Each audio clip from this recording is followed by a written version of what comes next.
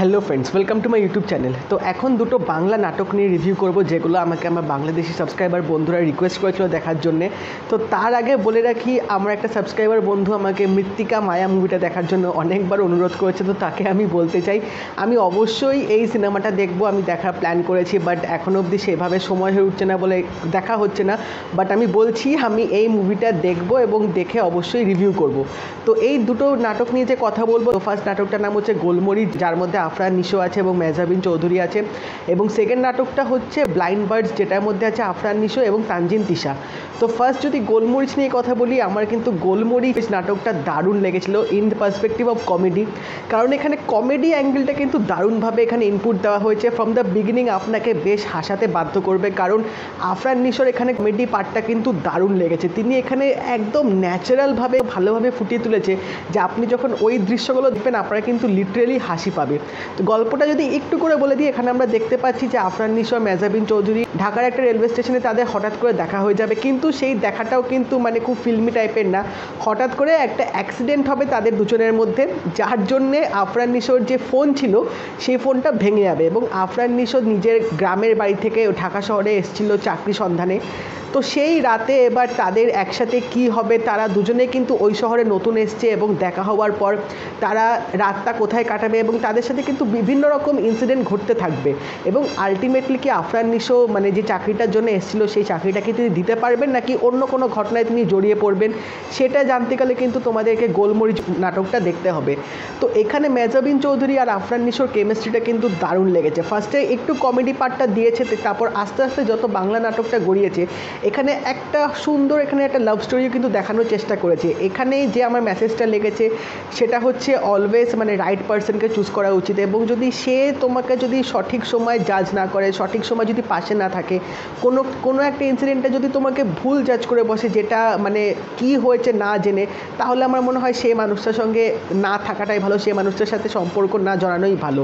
এবং তার সাথে যে মেন ইউএসপি ছিল এই বাংলা নাটকটা, সেটা হচ্ছে ব্যাকগ্রাউন্ড মিউজিকটা, বিজিএমটা এত দারুণভাবে এখানে ইনপুট দেওয়া হয়েছে যে যখন কমেডি পার্টগুলো আসছে সেখানে এমনভাবে বিজিএমটা দিয়েছে যে তোমাদের কিন্তু মানে লিটারেলি তখন ওই পার্টগুলো দারুণ লাগবে দেখতে। আমি আফরান নিশোকে এর আগে যতগুলো বাংলা নাটক দেখেছি তাকে এরকম কমেডি রোলে আমি কখনো দেখিনি। তো এটা ফার্স্ট টাইম দেখেছিলাম এবং আমার কিন্তু বেশ লেগেছিলো। একটা সুন্দর মিষ্টি লাভ স্টোরি এখানে দেখিয়েছে, যেটা তোমাদের দেখতে খুব ভাল লাগবে।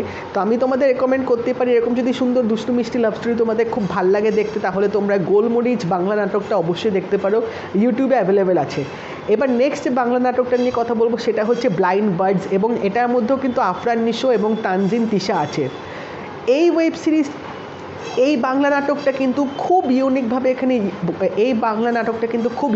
এখানে করা হয়েছে। কারণ এই বাংলা নাটকটার মধ্যে যে জিনিসটা আমার সবচেয়ে বেশি ভালো লেগেছে সেটা হচ্ছে এর এক্সিকিউশনটা। 21-22 মিনিটের মতো এই বাংলা নাটকটার মধ্যে আমরা দেখতে পাচ্ছি দুটো ক্যারেক্টার কিন্তু তাদের মধ্যে যে কথোপকথন কিন্তু হচ্ছে না, এবং কিছু কিছু সিনে তারা যদি কথা বলে থাকে সেগুলো কিন্তু মিউট করা আছে, কারণ ব্যাকগ্রাউন্ডে ওই দুটো ক্যারেক্টারে কিন্তু ভয়েস চলছে। পুরো গোটা বাংলা নাটকটার মধ্যে এই জিনিসটা কিন্তু আমার দারুণ লেগেছে। মানে ব্যাকগ্রাউন্ডে দুটো যে নায়ক নায়িকা আছে তারা এখানে কথা বলে যাচ্ছে, আর তাদের জার্নিটা কীরকম হচ্ছে সেইটা এই বাংলা নাটকটায় দেখাচ্ছে। দেখে মনে হচ্ছে তারা নিজেদের মনের অভিব্যক্তিটা এখানে প্রকাশ করছে।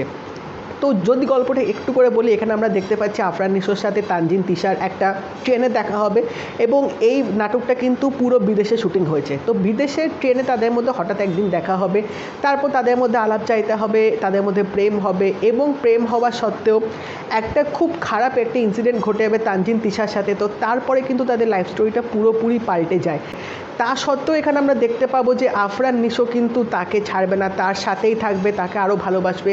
এবং এখানে লাভের যে পার্সপেক্টিভটা সেটা কিন্তু খুব গভীরভাবে এখানে দেখিয়েছে। মানে যে কোনো সিচুয়েশন হোক, যা ঘটনাই ঘটুক না কেন, একে অপরের পাশে থাকা উচিত, একে অপরকে সাপোর্ট করা উচিত, তাহলেই হয়তো এইভাবে ভালোবাসাটা আরও বাড়ে। তো খুব একটা ডিপ লাভ স্টোরি এখানে দেখানো হয়েছে, এবং তার সাথে মানে খুব একটা ভালো মেসেজও দিয়েছে যে ঘটনা যাই ঘটে যাক না কেন, অলওয়েজ আমাদের লাভড পারসনসের সাথে থাকা উচিত, তার হাতটা ছেড়ে দেওয়াটা উচিত না, তার সাথে যাই হোক না কেন, তাই এতে ভালোবাসাটা আরও বাড়ে। তো তাহলে কি তাদের মধ্যে ঝগড়া বিবাদ হবে না? অবশ্যই হয়। এই নাটকটার মধ্যে আমরা দেখতে পেয়েছি তাদের মধ্যে ঝগড়া হচ্ছে, বিবাদ হচ্ছে, কিন্তু তারপরেও they were stick to each other at the end of the day. তো এই জিনিসটা কিন্তু আমার বেশ ভালো লেগেছে এবং এটা ওভারঅল লুক অ্যান্ড ফিল দারুণ দিয়েছে, ঝা চকচকে একদম বিদেশে শুটিং হয়েছে। তার সাথে এখানে সিনেমাটোগ্রাফিটা যে ব্যবহার করা হয়েছে সেটা সত্যি খুব ভালো ছিল, বেশ দেখার মতো ছিল এবং দুজনের পারফরমেন্স অনবদ্য। আমার দারুণ লেগেছে এই নাটকটা, বেশ একটা ইউনিক কনসেপ্ট এরকম আমরা দেখতে পেলাম। তো তোমরা যদি এই দুটো নাটক দেখে না থাকো তোমরা অবশ্যই দেখতে পারো, ইউটিউবে অ্যাভেলেবেল আছে, এবং যদি দেখে থাকো আমাকে জানিও তোমাদের কেমন লাগলো।